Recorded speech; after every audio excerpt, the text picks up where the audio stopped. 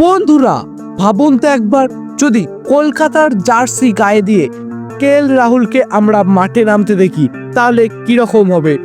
এই রাহুল তিনি এমন একজন প্লেয়ার যিনি একই সঙ্গে লিডার, ওপেনার আর একই সঙ্গে একজন উইকেট কিপার। শুনলেই কিরম গাটা শিউরে উঠছে, তাই না? কিন্তু বন্ধুরা এখানেই একটা সমস্যা হলো, দিল্লি ক্যাপিটালস তারা রাহুলকে ছাড়তে একদমই রাজি নয়। নমস্কার বন্ধুরা, আপনারা দেখছেন ক্রিকেট ক্যাপ, যেখানে আপনারা পেয়ে যান ক্রিকেট রিলেটেড সমস্ত এক্সক্লুসিভ আপডেট সবার প্রথমেই। আর আজকের ভিডিওটা প্রত্যেকটা কেকেআর ফ্যানের জন্য হতে চলে খুবই গুরুত্বপূর্ণ, তাই ভিডিওটি একদম শেষ পর্যন্ত দেখার জন্য অনুরোধ রইল।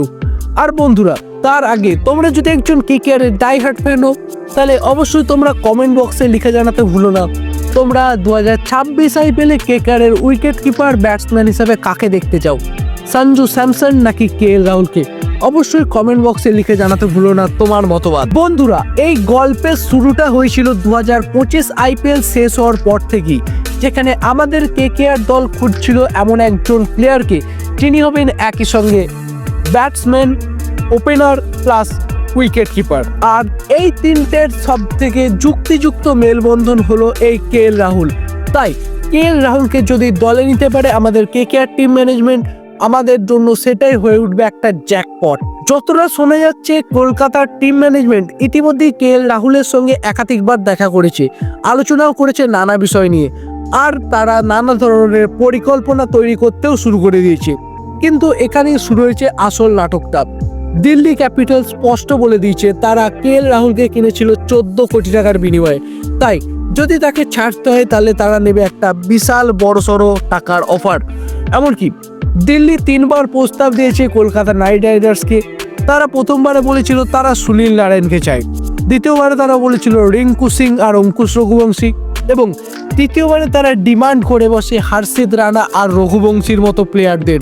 কিন্তু এখানে আমাদের কলকাতার টিম ম্যানেজমেন্ট অর্থাৎ বেঙ্কি মাইসোর স্পষ্ট জানিয়ে দিয়েছেন, আমরা আমাদের এই মূল্যবান প্লেয়ারদের ছাড়বো না, আমরা শুধু ক্যাশ অফার দিই রাহুলকে কিনতে চাই। একদিকে দিল্লির পরিকল্পনা কম মজার নয়, আর তার সঙ্গে তারা নিচ্ছে সঞ্জু স্যামসনকে, আর তাকে দলে নেওয়াতেই তাদের দলে এখন হয়ে উঠছে 2টো উইকেট কিপার ব্যাটসম্যান। তাই যদি রাহুলকে তারা না ছাড়ে তাহলে তখন দিল্লি ক্যাপিটালসের কোচের কাছে হয়ে উঠবে একটা বিশাল বড়সড় চাপের বিষয়, কাকে খেলাবেন এবং কাকে বাদ দেবেন এটা নিয়ে। তাহলে বন্ধুরা এখানেই তোমাদের কাছে আমার প্রশ্ন, তোমাদের মতে কি মনে হয়, যদি রাহুল সত্যি সত্যি কেকেআর দলে আসে তাহলে কি আমাদের কেকেআর দল হয়ে উঠবে আরো শক্তিশালী, নাকি দলের ভেঙে যাবে তার আগের ছন্দ? তোমরা অবশ্যই তোমাদের মতবাদ কমেন্ট বক্সে লিখে জানাও।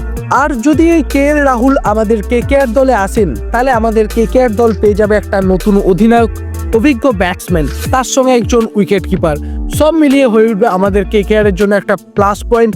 তারই সঙ্গে আমাদের কেকেআর দলের ব্যালেন্সটা অনেকটা শক্তিশালী হয়ে উঠবে। কিন্তু বন্ধুরা অন্যদিকে রিঙ্কু সিং, সুনীল নারায়ণ, হর্ষিত রানার মতো প্লেয়াররা যারা আমাদের হৃদয়ের খুব কাছের নাম, ওদের ছাড়া কেকেআর দলকে ভাবাই যায় না। তাই এখন একটা প্রশ্ন উঠে আসছে, যদি ট্রেড না হয় তাহলে কেকেআর এর পরের অধিনায়ক কে হবেন? কে হবেন সেই ওপেনিং কিং এবং তার সঙ্গে হবেন সেই উইকেট কিপার জুটি? কাকেই আমরা দেখতে পাবো এই পজিশনে? কে হবে সেই নতুন প্লেয়ার সেটা এখন পুরোপুরি ধোঁয়াশা, আর এই ধোঁয়াশার খোলাসা হবে 15ই নভেম্বরের ঠিক আগেই। তাই সমস্ত এক্সক্লুসিভ আপডেট যদি আপনারা সবার আগে পেতে চান তাহলে অবশ্যই আমাদের চ্যানেল ক্রিকেট ক্র্যাককে ফলো করুন, আর ডেসক্রিপশন বক্সে থাকা লিঙ্কে ক্লিক করে আমাদের টেলিগ্রাম আর হোয়াটসঅ্যাপ চ্যানেলে যোগ হতে ভুলবেন না, যেখানে আমরা ইউটিউব ছাড়া আমাদের সমস্ত নোটিফিকেশনগুলো আমরা সেখানে দিয়ে থাকি।